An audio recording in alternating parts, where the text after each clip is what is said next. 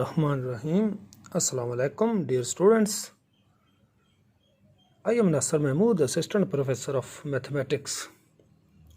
Dear students, अब हमने unique factorisation domain क्या पढ़ना है, यूनिक फैक्टराइजेशन डोमेन की तरफ जाना है।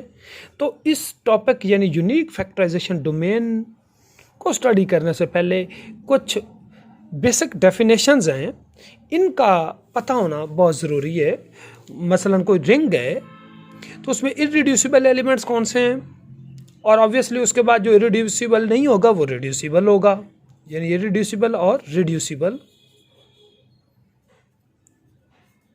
एलिमेंट्स, प्राइम एलिमेंट्स और एसोसिएट एलिमेंट्स कौन से हैं।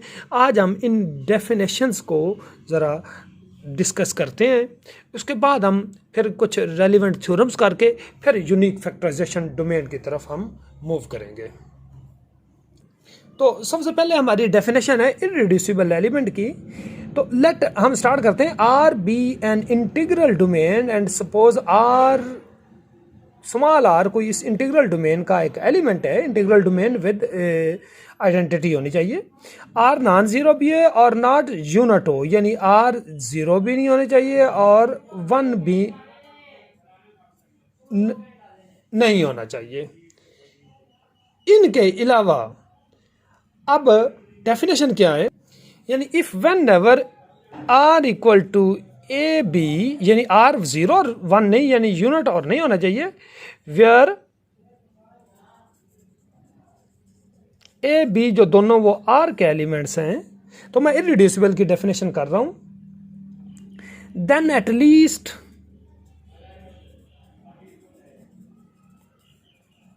One of A or B, यानी इन दोनों में से एक का यूनिट होना मस्ट है। Then at least one of A or B must be a unit. अब यूनिट एलिमेंट वन भी हो सकता है और वन के अलावा भी हो सकता है कि यूनिट से मुराद रिंग में आपको पता होना चाहिए कि यूनिट एलिमेंट वो एलिमेंट होता है जिसका इनवर्स एग्जिस्ट करे। तो मैं आपको फिर लिख देता हूं कि अगर आर ए बी है तो इधर ए यूनिट हो, or B is a unit, दोनों नहीं, not both, A and B are unit. ये दोनों यूनिट नहीं होने चाहिए, इनमें से एक का यूनिट होना मस्ट है। मैं फॉर एग्जांपल कि अगर आर हमारा जेड है, जेड आपको पता है कि ये इंटीग्रल डोमेन है, टू बिलोंग्स टू जेड या आर, तो टू को आप वन इंटू टू लिख सकते हैं। तो ये वन आपका क्या है, यूनिट एलिमेंट है। तो टू क्या है, इररिड्यूसिबल एलिमेंट है। इसी तरह थ्री है, आर इक्वल टू जेड, तो थ्री को भी वन इंटू थ्री लिख सकते हैं। तो ये आपका क्या है, यूनिट है। तो थ्री इज आल्सो इररिड्यूसिबल। लेकिन सिक्स जो है, जो सिक्स है वो टू इंटू थ्री, कोई भी यूनिट नहीं है। सिक्स को वन इंटू सिक्स नहीं लिखना, वन इंटू सिक्स ये उसकी जो ये प्रॉपर डिवीजन नहीं है, ये उसकी प्राइम फैक्टराइजेशन है। ठीक है, इसको नहीं कंसिडर करना। अब यहाँ से तो आप कहेंगे कि ये यूनिट रिड्यूसिबल इररिड्यूसिबल है कि वन यूनिट आ गया, ये कंसिडर ही नहीं करना। तो ये कोई भी यूनिट नहीं, तो सिक्स इज नॉट इररिड्यूसिबल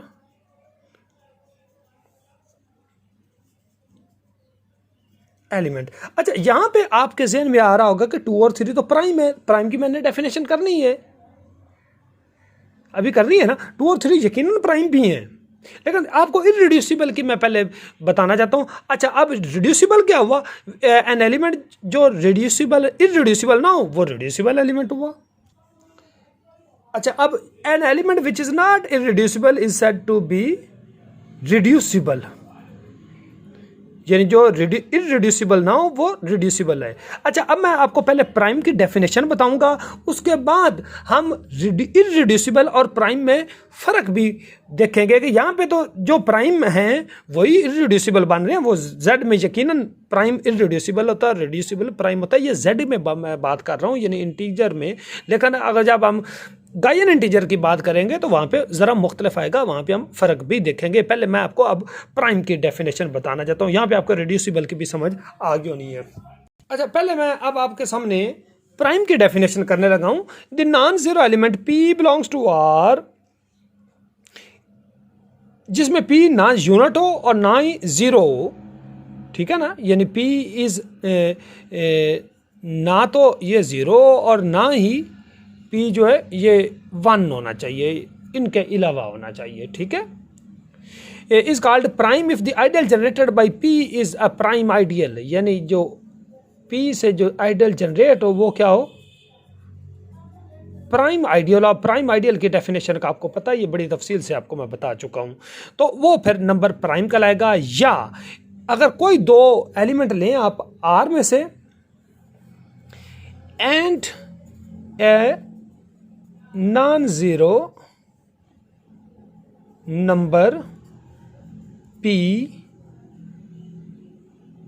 ये भी R का नंबर है, then P is prime if P divides product of these two elements, यानी प्रोडक्ट को जब डिवाइड करे तो जो P है ये किसी एक A को या B को डिवाइड करना चाहिए।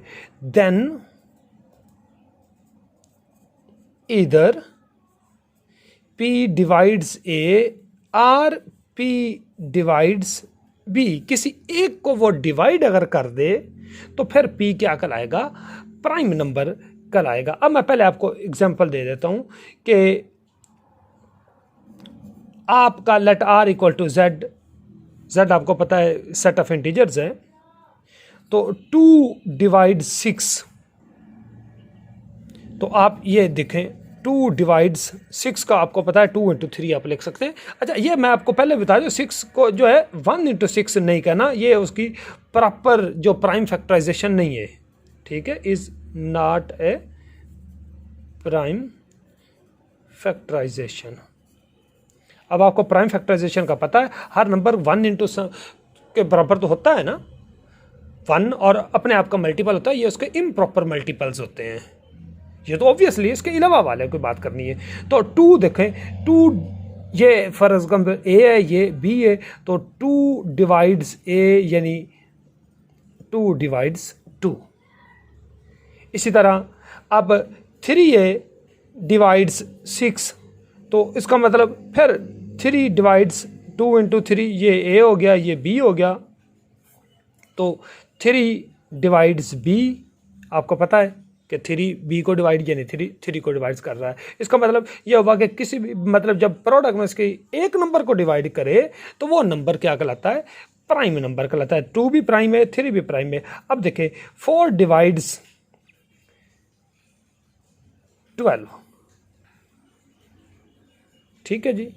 अब जो 12 है ये किसके बराबर है, अब 12 की जो सारे मतलब 1 इंटू 12, तो ये तो 12 है ही है ना, इसके अलावा देखें, इसके अलावा जो कॉम्बिनेशन है जो 3 इंटू 4 में तो 4 डिवाइड करेगा तो ये आ जाता है, लेकिन 2 इंटू 6 में देखें 4 जो है 2 इंटू 6, अब ये ना तो 4 ये A हो गया, ये B हो गया, ये क्या हो गया B, तो 4 ना A को डिवाइड कर रहा है और ना ही 4 B को डिवाइड कर रहा है, तो इसका मतलब 4 इज नॉट ए प्राइम, ठीक हो गया। अच्छा, अब आपको मैंने 2 और 3 कहा है, यहां पे 2 एंड 3 आर प्राइम। अब जो पहले मैंने इररिड्यूसिबल में भी 2 और 3 को इररिड्यूसिबल कहा था, अब मैं अगली डेफिनेशन से पहले इररिड्यूसिबल और प्राइम में मैं फ़र्क आपको बताना चाहता हूं कि अगर इन केस अगर तो आपका Z रिंग आपकी इंटीजर्स वाली रिंग है, ठीक है, ये आपकी इंटीग्रल डोमेन है, इसमें जो इररिड्यूसिबल है और प्राइम वो सेम है, जैसे हमने 2 और 3 को प्राइम भी साबित किया, 2 और 3 को हमने इररेड्यूसिबल भी साबित किया। इस केस में तो सेम है, लेकिन इन ZI ये कौन से हैं? ये हैं गायन इंटीजर्स। कौन से?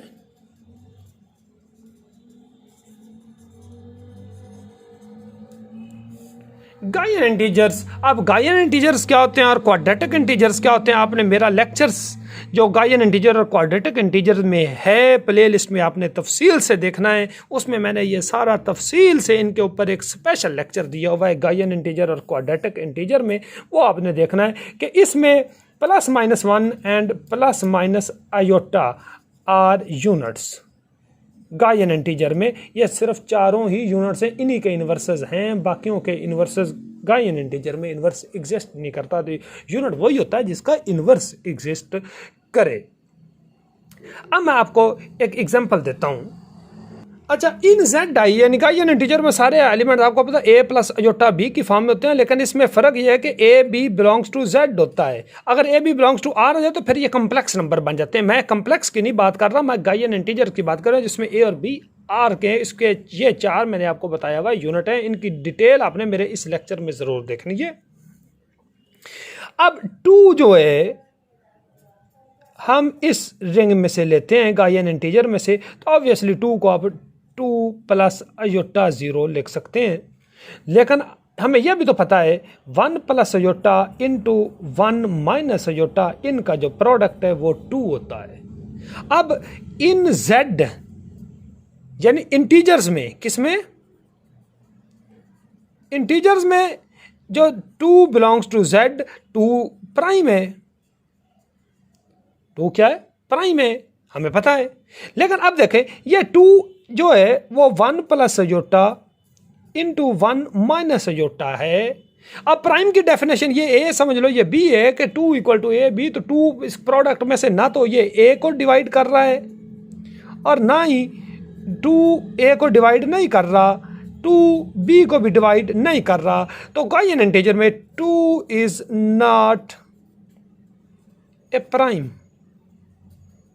2 प्राइम नहीं है। अच्छा, 2 जो है ये इररिड्यूसिबल भी नहीं है। ये आपने चेक करना कि ये इररिड्यूसिबल है या नहीं है। ठीक हो गया? तो अब ये मेरा ख्याल आपको पता चल गया है कि मुख्तलिफ रिंग्स में नंबर की जो हैसियत है वो मुख्तलिफ हो जाती है।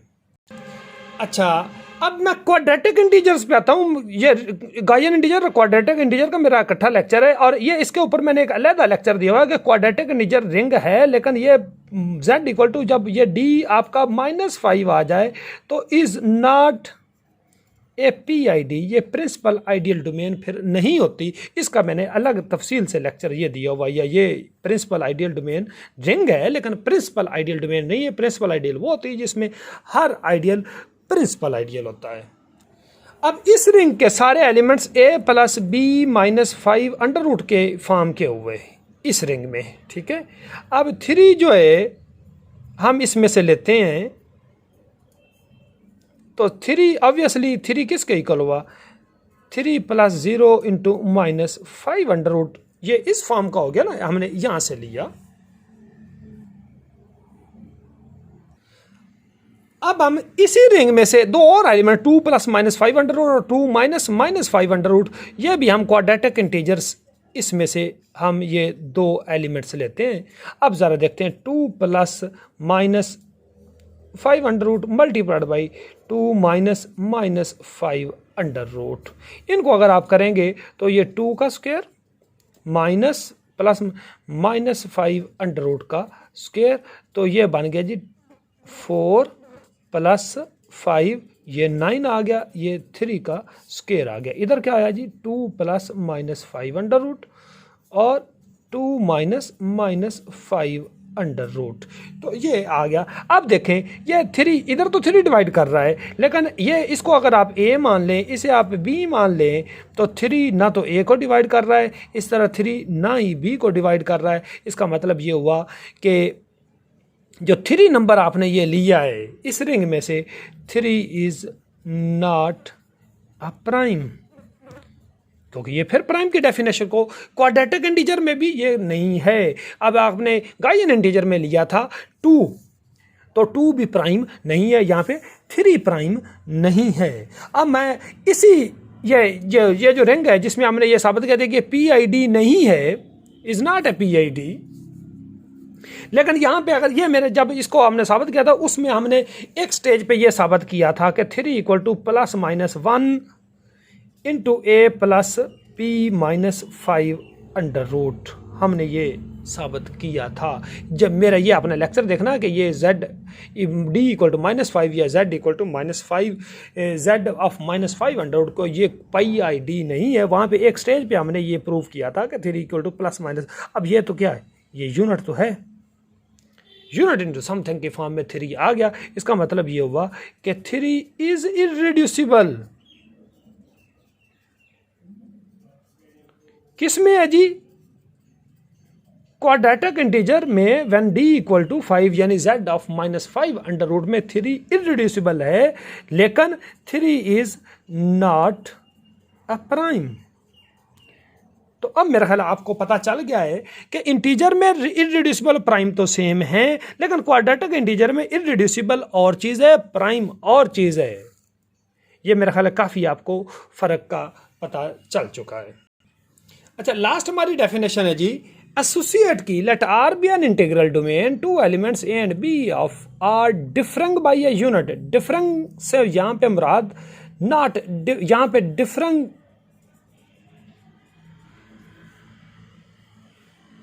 does not mean a difference। Different का मतलब डिफरेंस नहीं है, डिफरेंट का मतलब यहां पे रिलेटिंग में आता है। किस मीनिंग में आता है? रिलेटिंग में। ये आपने जरा ज़हन में रख ले, रिलेटिंग या कंबाइन में आ रहा है, ठीक है, यानी जोड़ने के मीनिंग में यहां पे आ रहा है, डिफरेंस नहीं है, फर्क नहीं है। Difference, different by a unit are said to be associate, यानी अगर A इक्वल टू BU यानी U इज सम यूनिट, तो हम कहेंगे कि A इज B का एसोसिएट है, यानी A is associated to B। इस तरह अगर A B का एसोसिएट है तो B को आप UA भी लिख सकते हैं, तो A is associate to B, B is associate to A आप लिख सकते हैं। तो ये एसोसिएट की डेफिनेशन है, where U is a unit. अब यूनिट आपको पता है कि क्या होता है, जिसका which has multiplicative inverse, which has a multiplicative inverse, ठीक है। अब हम अगेन मैं आपको एग्जांपल देता हूं कि इन Z i कौन से इंटीजर हैं? गायन इंटीजर्स। ये कौन से इंटीजर्स हैं? गायन इंटीजर्स। यहाँ से हम एक एलिमेंट लेते हैं। अब हमें पता है कि in Z i +-1 and +- iota are units. ये उसके क्या हैं जी? यूनिट्स हैं। तो हमने Z i से दो हमने गायन इंटीजर से 2 नंबर लिए, 2 + 3 अयोटा एंड -3 + 2 अयोटा। अब ज़रा गौर करें कि 2 + 3 अयोटा को मैं -3 + 2 iota multiplied by minus iota क्या लिख सकता हूँ? ज़रा चेक कर लेते हैं। ये बनता है जी, ये जब इससे मल्टीप्लाई हुआ तो 3 अयोटा और -2 अयोटा स्क्वायर। आपको पता है कि अयोटा स्क्वायर जो है वो -1 होता है, तो ये प्लस हो गया, ये +2 हो गया ना, 3 अयोटा + 2 यानी 2 + 3 अयोटा। तो 2 + 3 अयोटा दूसरे लफ्ज़ों में किसके बराबर था? 2 + 3 iota equal to -3 + 2 iota multiplied by minus iota. और माइनस अयोटा आपको पता है जो गायन इंटीजर है उसमें ये एक यूनिट एलिमेंट है और ये 4 ही यूनिट्स उसमें होते हैं। तो इसका मतलब कि ये अगर आपका A है, ये आपका क्या है? B है, तो ये आपका क्या है? यूनिट है। तो A इक्वल टू BU, तो A is associated to B, यानी 2 + 3 अयोटा ये एसोसिएट कर रहा है -3 + 2 अयोटा था। इसी तरह -3 + 2 अयोटा। अब आप इसको अयोटा से मल्टीप्लाई करें इस नंबर को, यानी किसको?